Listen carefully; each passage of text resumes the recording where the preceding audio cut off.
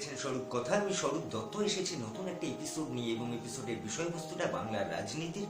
আর বাংলার রাজনীতিতে গত কিছুদিন ধরে যে জিনিসটা সব থেকে বেশি উত্তাল হয়ে উঠেছে, যেটা নিয়ে আলাপ আলোচনা চলছে পাড়ায় পাড়ায়, মোড়ে মোড়ে, রাস্তাঘাটে, ট্রেনে বাসে, অফিস কাছারিতে, বন্ধু বান্ধবদের মধ্যে, আত্মীয় স্বজনদের মধ্যে, তা মোটামুটি এটা যে বিজেপির কেন্দ্রীয় সভাপতি জেপি নাড্ডা বা জয়প্রকাশ নাড্ডা যখন এই পশ্চিমবঙ্গ সফরে বা কলকাতা সফর যেমনটাই বলুন এসেছিলেন দুদিনের জন্য। প্রথম দিন কলকাতায় তিনি ভবানীপুরে গিয়েছিলেন, সেখানে তাকে কালো পতাকা দেখানো হয়, গো ব্যাক নাড্ডা এমন স্লোগান তোলা হয়। সেসবগুলো ঠিক ছিল। গণতন্ত্রের রাজনৈতিক পরিস্থিতিতে, পরিবেশে এগুলো খুব স্বাভাবিক ঘটনা। প্রতিবাদ থাকবে না, আপনার মতাদর্শ আমার পছন্দ হয় না, তাই আমার নিশ্চয়ই অধিকার থাকে আপনার মতের উল্টো বিরুদ্ধাচারণ করা। কিন্তু সেটা কখনো কি এটা হতে পারে যে জেপি নাড্ডা যখন ডায়মন্ড হারবারে যাচ্ছেন কনভয় নিয়ে, তার কনভয়ে কিন্তু হামলা হয়েছে, তার গাড়িতে হামলা চালানো হয়েছে, ইট পাথর ছোড়া হয়েছে, বোতল ছোড়া হয়েছে, এমনটাই সংবাদ মাধ্যমে দেখিয়েছে, পড়েছি, সোশ্যাল মিডিয়ায় ঘুরছে। এবার প্রশ্ন হলো, বিজেপি নেতৃত্ব বলতে চাইছে ওটা তৃণমূলের গুন্ডাদের করা, আবার তৃণমূল নেতৃত্ব বলছে যে ওটা বিজেপিরই সাজানো ঘটনা। ঠিক কোনটা তা তো শীর্ষস্থানীয় সমাজের তারা বলতে পারেন, আমরা সাধারণ মানুষ আমাদের জানা নেই কোনটা কি।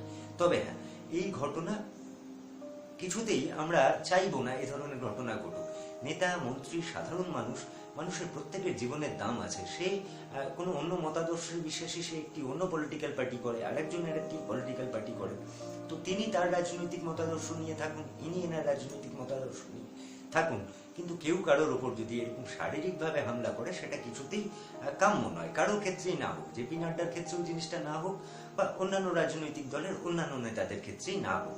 তো এই পরিস্থিতি যেটার জন্য এপিসোডটি করা, তা হলো এই জেপি নাড্ডার কনভয়ের গাড়ির উপর যে হামলাটা হয়েছে, সেদিন ওই গাড়িগুলির মধ্যে ছিলেন মুকুল রায়, ছিলেন কৈলাস বিজয়বর্গীয়, ছিলেন অন্যান্য আরো বিজেপি নেতারা। তো এই বাকিদের কথাও ভেবে, বিশেষ করে কৈলাস বিজয়বর্গীয়র কথা ভেবে, তিনি সাম্প্রতিককালে যেহেতু বাংলার পর্যবেক্ষক বিজেপির দিক থেকে, তাই তাকে প্রায়ই এ রাজ্যে আসতে হয়, মাঝে মধ্যেই আসছেন। আর যেহেতু আসন্ন বিধানসভা নির্বাচনের আর কতদিন বাকি, সবকিছু যদি ঠিকঠাক চলে ৩-৪ মাস পরেই এ রাজ্যে 2021-এর বিধানসভা নির্বাচন। অর্থাৎ সেক্ষেত্রে কৈলাস বিজয়বর্গীয়র ভূমিকা অনেক বেশি হবে, তাকে প্রায়ই আসতে হবে শহরে, এ রাজ্যে বিভিন্ন জায়গায় ঘুরবেন।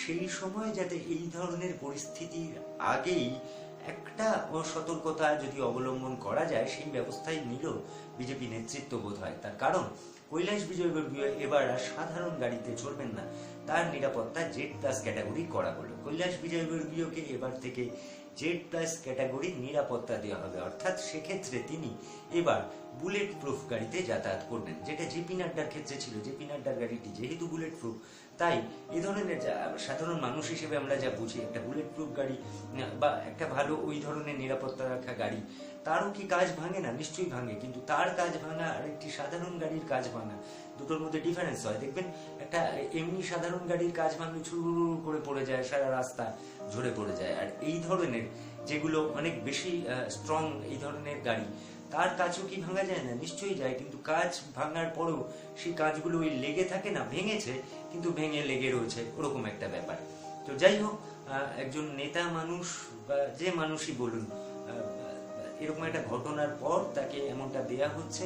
আমরা চাইবো তার গাড়ির নিরাপত্তা দেয়া হলো বা বুলেট প্রুফ করা হলো, এটাই তো সমাজ বদলায় না, এটাই তো মানুষের জীবন বদলায় না, বরং বদল উচিত সেটার, যে গাড়ি থাকুক না থাকুক কি গেল এলো, মানুষটা নিরাপত্তা আছে, তো ওটা জরুরি।